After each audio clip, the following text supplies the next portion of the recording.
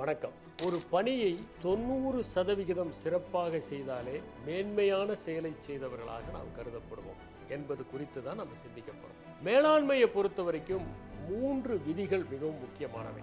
ஒன்று பார்க்கின்சன்ஸ் லா, இன்னொன்று பெரட்டோஸ் ரூல், மூன்றாவது பீட்டர்ஸ் பிரின்சிபல். இந்த பீட்டர்ஸ் பிரின்சிபல்னா என்னன்னாக்க, ஒவ்வொருவனும் அவனுடைய தகுதியற்ற நிலை வரை உயர்கிறான். அதாவது எப்படின்னா, பாலாடை புளிக்கும் வரை உயர்கிறது. அப்படி அது அப்படின்னா என்ன அர்த்தம்னா, ஒருத்தர் நல்ல டீச்சராக இருப்பார், சிறந்த ஆசிரியராக இருக்காருன்னு அவரை தலைமை ஆசிரியராக போடுவாங்க. ஆனால் அவர் தலைமை ஆசிரியராக ஃபெயில் ஆயிடுவார். ஒருத்தர் நல்ல சூப்பர்வைசராக இருப்பார், அவரை தூக்கி மேனேஜராக போடுவாங்க, அதில் அவர் ஃபெயில் ஆயிடுவார். இது பீட்டர்ஸ் பிரின்சிபல். பார்க்கின்சன்ஸ் லானா 2 மணி நேரத்தில் செய்ய வேண்டிய ஒரு பணியை 8 மணி நேரம் அவகாசம் உள்ள ஒருவர்கிட்ட கொடுத்தா அதையே இழுத்து 8 மணி நேரம் செய்வார். இது பார்க்கின்சன்ஸ் லா. மூணாவது வில்ஃப்ரெடோ பெரட்டோங்கிறவர் சொன்ன பெரட்டோஸ் ரூல். பெரட்டோஸ் ரூல் என்னன்னா, 80% ரிசல்ட் எதில் வருதுன்னா 20% எஃபர்ட்ஸில் தான் வருது அப்படின்னு சொல்லி சொன்னார்.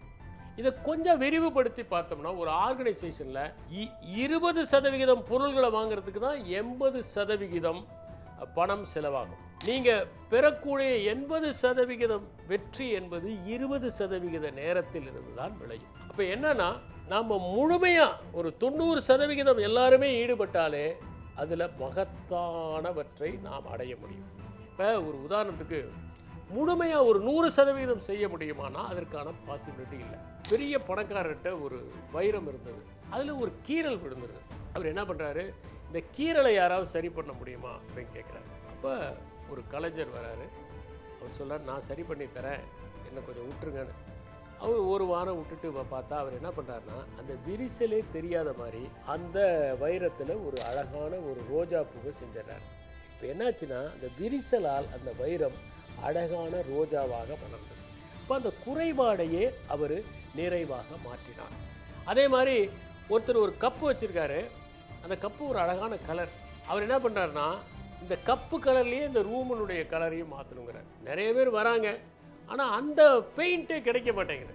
அதனால் எல்லாம் என்ன பண்ணுறாங்கன்னா, முடியாதுன்னு போயிடுறாரு. ஒருத்தர் வராரு, ஒரு வாரம் டைம் கொடுங்க, நான் மாற்றிடுறேன்ட்டு கதவை சாத்திடுறாரு. ஒரு வாரம் கழித்து பார்த்தா கரெக்டாக அந்த கப்புனுடைய கலரும் அந்த சுவருடைய கலரும் ஒன்றா இருக்குது. மகிழ்ந்து போயிடுறாரு அந்த வீட்டினுடைய ஓனர். அவருக்கு நிறைய பரிசெல்லாம் கொடுத்து வெளியே அனுப்பிச்சோன்னே, அங்கே வேலை செய்கிற ஒரு ஆள், இதே பொழப்பா போச்சுங்க, 1 வருஷமாக இதுக்காக அலையிறாரு. சரி, எப்படிங்க நீங்கள் செஞ்சீங்க? வேறு ஒன்றும் இல்லைங்க, கப்பு கலரை செவ்வறு கலராக மாற்றிட்டேன், அவ்வளோதான், முடிஞ்சு போச்சு அப்படின்னு. கின்ட்டு சுகி அப்படின்னு ஒரு கான்செப்ட் ஜப்பானில். எப்படின்னா, ஒரு கப்பு உடஞ்சி போச்சுன்னு வச்சுக்கோங்களேன், நாம் ஒன்று என்ன பண்ணுவோம், பாலாயிருச்சுன்னு நினைப்போம். அவங்க என்ன பண்ணுவாங்கன்னா, அதை தங்கத்தினால அந்த விரிசலை சரி பண்ணிடுவாங்க. இப்போ என்னன்னா, அதுக்கு அதிக வேலை. அதனால தான் ஜப்பானில் என்ன சொல்லுவாங்கன்னா, வபி சபிங்கிற கான்செப்ட்.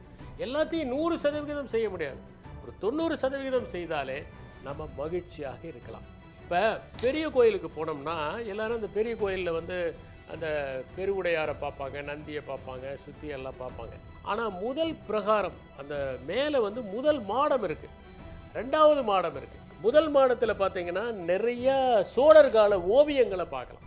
அந்த சோழர் கால ஓவியங்கள் மேலே நாயக்கர்கள் ஓவியம் வரைஞ்சிருக்காங்க. அதெல்லாம் இப்போ எடுத்து ஆர்கியாலஜி டிபார்ட்மெண்ட் சோழர் கால ஓவியங்களை மிக சிறப்பாக மறுபடியும் ரெஸ்டோர் பண்ணியிருக்கிறாங்க.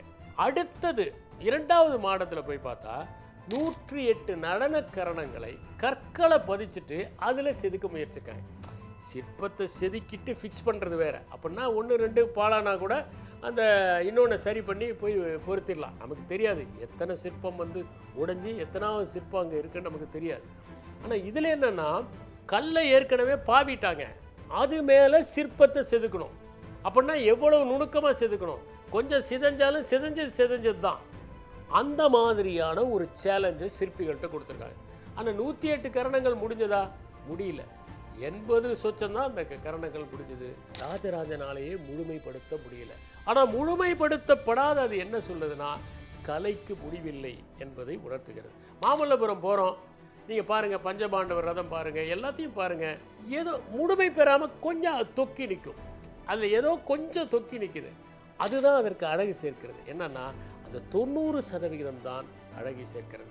எல்லாவற்றிலையும் 100% இருக்க வேண்டும் என்று நாம் எதிர்பார்க்க வேண்டியதில்லை.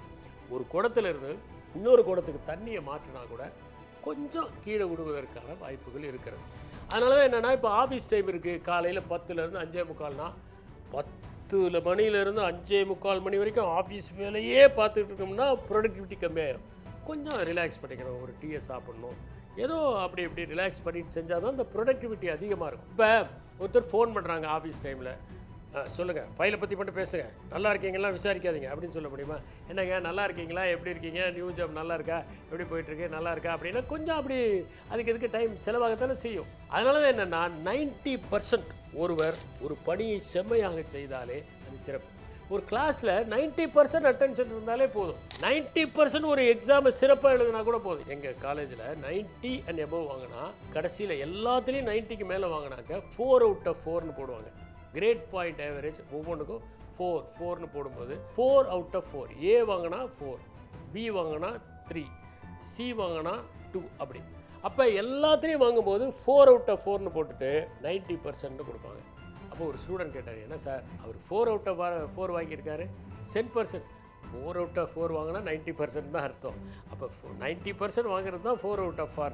அதில் எந்த ஒரு விஷயத்தை செய்யும் போதும் நாம் 100% செய்ய வேண்டும் என்று முயற்சி செய்கிற போது தான் அந்த 90%. அதனால் 100%க்கு 100க்கு 100க்கு நாம் முயற்சி செய்ய வேண்டும்.